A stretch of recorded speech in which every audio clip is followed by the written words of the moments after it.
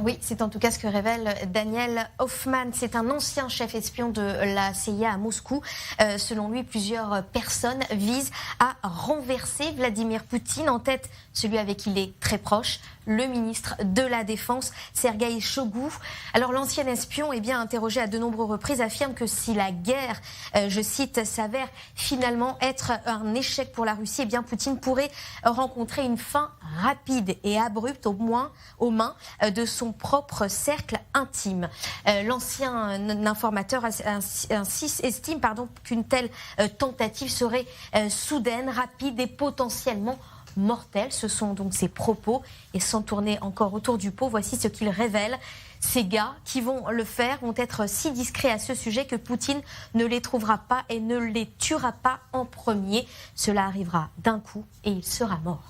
Alors cette vision de la situation est moins définitive en revanche pour Ronald Mark. C'est également un ancien officier des services de la CIA. Il explique que Poutine garde toujours une emprise sur son entourage. Preuve en est d'ailleurs tous les hauts responsables russes qui ont critiqué l'invasion ou qui ont été considérés comme une menace pour le président russe ont déjà été écartés.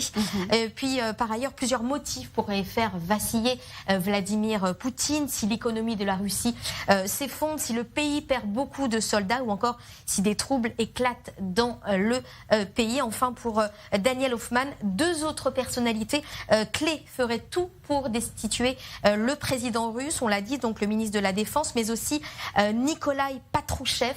Il est chef du Conseil de sécurité de Vladimir Poutine. Et puis également Alexander Bortnikov. C'est le directeur de l'agence des renseignements secrètes russes. C'est d'ailleurs ce dernier qui serait le successeur favori pour les services de renseignement ukrainiens. Alors en attendant, Vladimir Poutine est toujours le dirigeant de la Russie et depuis la guerre, il n'a fait aucun déplacement à l'étranger, mais ça va changer.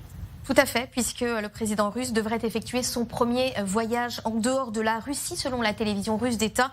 Il se rendra cette semaine dans deux anciens petits États soviétiques d'Asie centrale, que sont le Tadjikistan et le Turkménistan. Alors, il participera notamment au sommet des pays de la Caspienne, composé de l'Azerbaïdjan, du Kazakhstan, de l'Iran et du Turkménistan. L'objectif, c'est évidemment d'évoquer les sanctions financières qui sont imposées par l'Occident, mais aussi renforcer les liens commerciaux entre eux avec les pays asiatiques comme la Chine par exemple. Une autre rencontre est aussi prévue avec le président indonésien. Poutine prévoit aussi de se rendre dans la ville de Grodno, c'est en Biélorussie. Rappelons le dernier voyage de Vladimir Poutine, c'était à Pékin en Chine en février dernier, juste avant l'invasion en Ukraine.